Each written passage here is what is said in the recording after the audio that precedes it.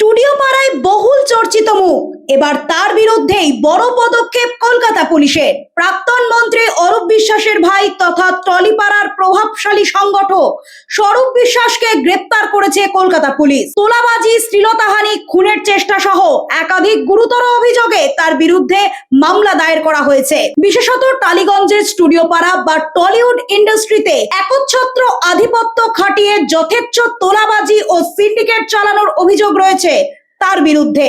মূল অভিযোগকারিনী টালিগঞ্জের এক makeup artist, যিনি দাবি করেছেন দীর্ঘদিন কাজ না পাওয়ার সুযোগ নিয়ে তার কাছে টাকা দাবি করা হয়েছিল এবং আপত্তি করায় হুমকিও দেওয়া হয়। অভিযোগের ভিত্তিতে তদন্তে নেমে নিউ আলিপুর থানার পুলিশ স্বরূপ বিশ্বাসকে গ্রেপ্তার করে।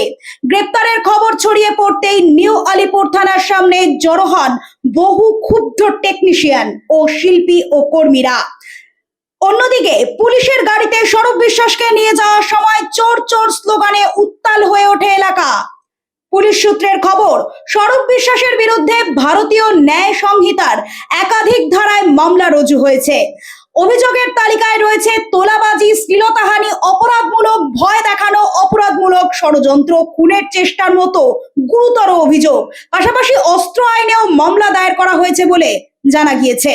তদন্তকারীরা এখন খতিয়ে দেখছেন স্টুডিও পাড়ার আর কতজন কর্মী ও শিল্পী এই একই ধরনের ঘটনার শিকার হয়েছেন। এই ঘটনাকে ঘিরে রাজনৈতিক চাপানুতোর তুঙ্গে। বিরোধী শিবিরের দাবি, বহুদিন ধরেই টলিউডে একটি প্রভাবশালী চক্রের বিরুদ্ধে অভিযোগ উঠছিল। অবশেষে সেই অভিযোগেরই প্রতিফলন দেখা গেল পুলিশি পদক্ষেপে। অন্যদিকে টলিপাড়ার একাংশের শিল্পী ও কলাকুশলীরাও দীর্ঘদিন ধরে ক্ষোভ উগরে দিয়ে দাবি করেছেন ইন্ডাস্ট্রিকে স্বচ্ছ ও দুর্নীতিমুক্ত করার জন্য এই তদন্তকে শেষ পর্যন্ত এগিয়ে নিয়ে যেতে হবে। Bureau report, info pulse Bengal.